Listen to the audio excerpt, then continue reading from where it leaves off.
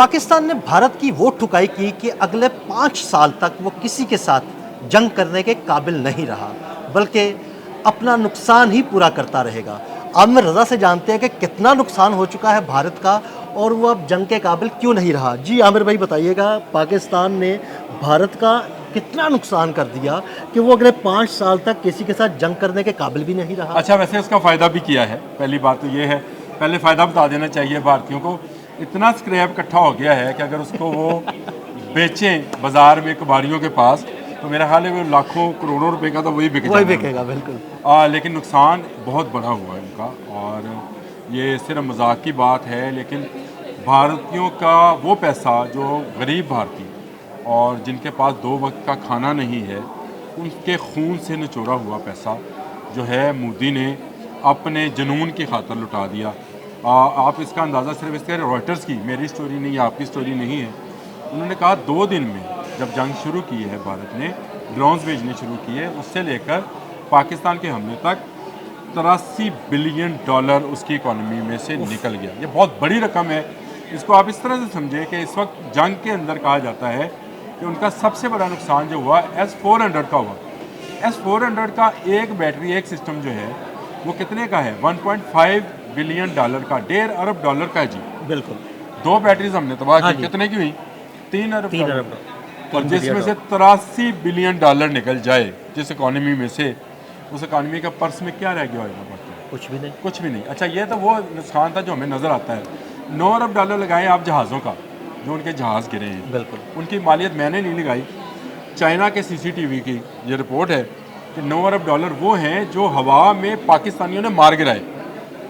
लेकिन बहुत सारे लोगों को नहीं पता कि ब्राह्मोस के जो 2 उनके सप्लाई लाइन डिपोज थे, उनको भी तबाह किया। उनकी मालियत भी अरबों रुपए में है।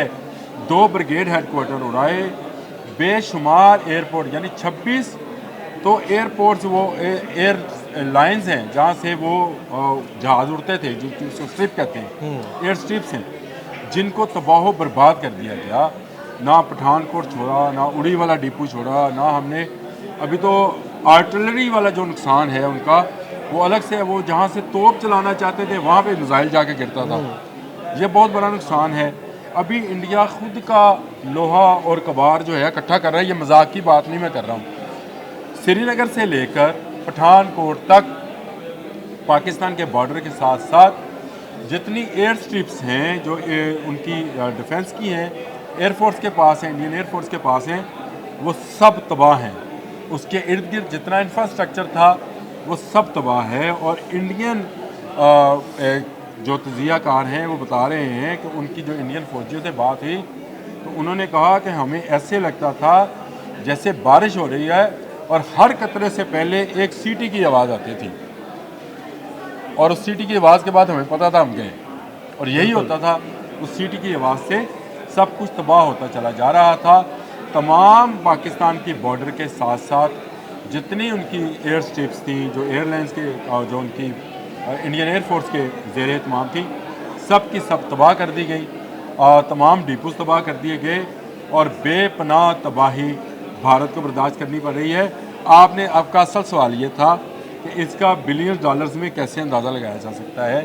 तो इसका अंदाज़ा आप सिर्फ इस बात से लगाएं कि जो मोटी मोटी 4-5 चीज़ें मैंने गिनाई हैं, 100 बिलियन डॉलर तो इन्हीं का बनता है। और बाकी इंफ्रास्ट्रक्चर का अगर चलिए आप 25 अरब भी लगाएं तो इसका मतलब है 125 खरब रुपया जिसमें से निकल जाए, बिलियन डॉलर निकल जाए, वो इकॉनमी, वो मुल्क आगे अगले आने वाले 5 साल 10 साल में कैसे अपने पाँव पे खड़ा हो सकता है।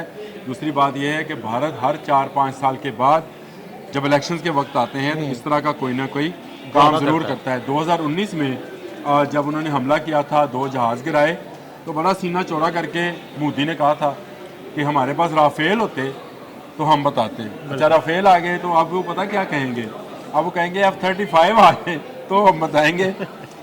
लेकिन असल बात वही है जो आज एक बैनुल-अक़वामी वेबसाइट के ऊपर बड़े मज़े से उन्होंने लिखी हुई थी, मैंने क्योंकि वो सुनी है ऑडियो के ऑप्शन के साथ। तो उन्होंने कहा कि ये ऐसे ही है जैसे आप फरारी ले लें और उसको कोई स्कूटर ठोक दे। वाह। ये बड़ी मिसाल थी राफेल और JF-17 थंडर के हवाले से कि 20 अरब रुपए का जो था जहाज़, उसने 240 अरब रुपए वाले जहाज़ को ठोक दिया। तो अगले 5 साल तो क्या, अगर शर्म वाला होगा तो अगले 50 साल भी भारत पाकिस्तान के सामने नहीं आएगा।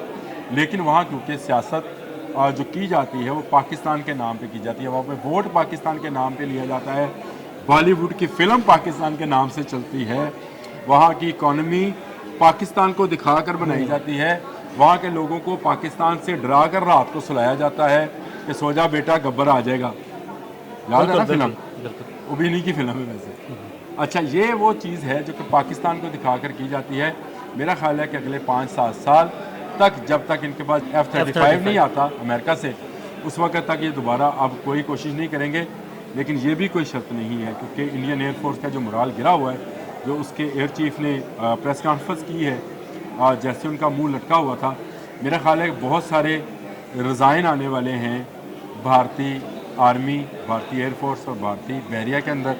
इस पर अगर आप कहेंगे तो दोबारा आपको किसी अलग व्लॉग में बता दूंगा। बहुत शुक्रिया आमिर भाई ने बड़ी तफसील के साथ आपको बता दिया कि अब अगले 5 साल तक, यानी कम से कम 5 साल तक भारत पाकिस्तान की तरफ मैली नज़र से नहीं देख पाएगा। आमिर रज़ा और अदील अहमद को इजाज़त दीजिएगा। अल्लाह हाफ़िज़।